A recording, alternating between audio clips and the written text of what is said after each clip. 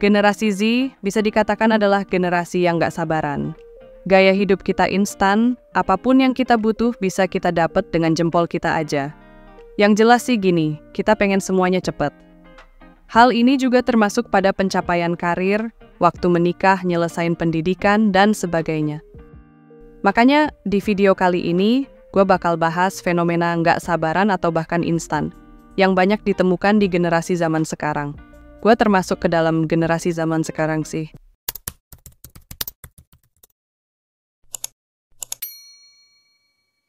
Banyak yang bilang fenomena instan itu terjadi generasi baru-baru ini.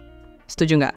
Salah satu ciri khas generasi milenial dan generasi Z adalah instan, efektif, dan efisien. Generasi sekarang punya tendensi buat nyelesain masalah yang mereka hadapin sekarang dan saat ini juga. Ini ditemukan di beberapa aspek kehidupan belakangan ini. Misalnya nih, lo baru inget susu di rumah lo habis, lo tinggal buka aplikasi e-commerce, dan check out buat beli. Lo bahkan bisa dapat opsi buat barangnya dianterin ke rumah lo di hari itu juga kalau lo butuh banget. Contoh lain di sosmed, lo mau cari soal gosip terbaru saat ini apa, lo bisa buka Twitter dan tweet paling pertama ngerangkum gosipnya soal apa. Atau lo kalau mau cari tahu si boy itu orangnya kayak apa, lo bisa langsung cari nama gue di Instagram dan baca post gue kayak gimana. Nggak perlu lagi tuh ngobrol sama orang lain buat dapet gosipnya apa. Atau lo ngobrol sama gue buat dapet si boy itu gambarannya kayak gimana. Di satu sisi, ini bagus banget karena berarti perkembangan teknologi udah ngebantu kita buat hidup lebih nyaman dan mandiri dibandingkan generasi-generasi sebelumnya. Siapa sih yang nggak mau hidup nyaman kayak sekarang? Tapi di satu sisi, ada masalah yang muncul. Kita jadi mau segala hal instan dan malah jadi nggak sabaran. Padahal, emang ada beberapa hal di hidup ini yang nggak bisa jalan instan. Pertanyaannya, keinginan kita buat dapetin segala sesuatu cepet tuh wajar nggak, boy? Lagi-lagi wajar. Pada dasarnya, manusia itu emang pengen segala hal sekarang daripada nanti-nanti. Jadi kalau kita diminta buat sabar atau dapetin rewardnya nanti, itu agak susah buat ngelawannya. Nah, walaupun wajar, kita juga perlu paham kalau selama ini kita mau instant gratification terus, yang ada kita bisa malah ambiar sendiri. Kita perlu paham juga kalau enggak semua hal yang instan itu ada konsekuensinya juga. Kayak tadi, lo bisa aja mesen susu diantar ke rumah lo saat itu juga, tapi konsekuensinya adalah lo bayar lebih mahal dibandingkan nunggu beberapa hari buat ongkir yang lebih murah. Atau hal yang lebih serius, soal bangkit dari kegagalan yang baru aja lo alami. Yes, pastinya lo maunya cepet-cepet aja biar nggak kepikiran lagi. Tapi sayangnya lo nggak bisa ngeburu-buruin hal itu. Kalau lo ngeburu-buruin, yang ada lo nggak benar-benar bangkit dari kegagalan itu, tapi malahan nggak lo proses dengan baik aja. Bisa ngedatengin banyak masalah baru. Gua harap pemparan gue soal generasi milenial dan Gen Z ini yang mau segala hal ekstra cepat dan instan ini bisa lo evaluasi lebih mendalam. Karena ya, hidup kita bakal efisien juga.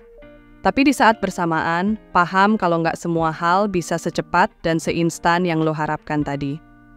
Oke, balik lagi ke pembahasan. Terus cara biar kita nggak serba instan dan cepat gimana dong, boy? Pertama, praktekin delayed gratification alias lawannya instant gratification. Beda sama instant gratification. Delayed gratification ini fokusnya adalah nggak dapat kenyamanan instan tapi dengan ngelatih sabar dan menunggu.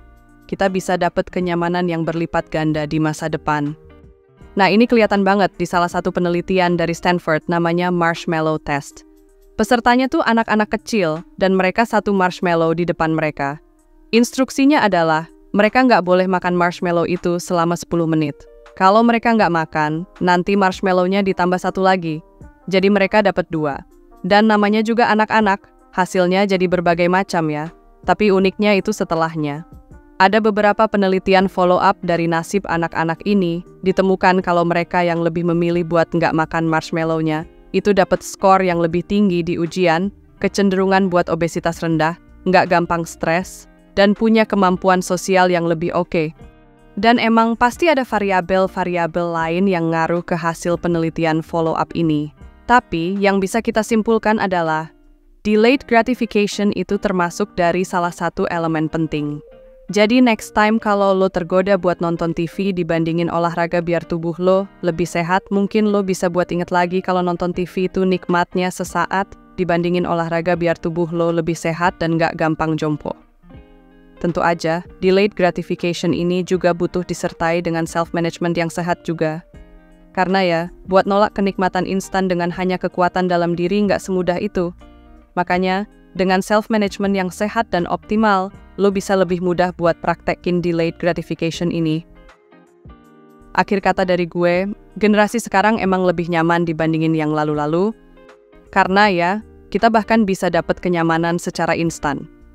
Tapi balik lagi, kita perlu paham kalau nggak semua hal bisa kita dapetin instan dan saat itu juga.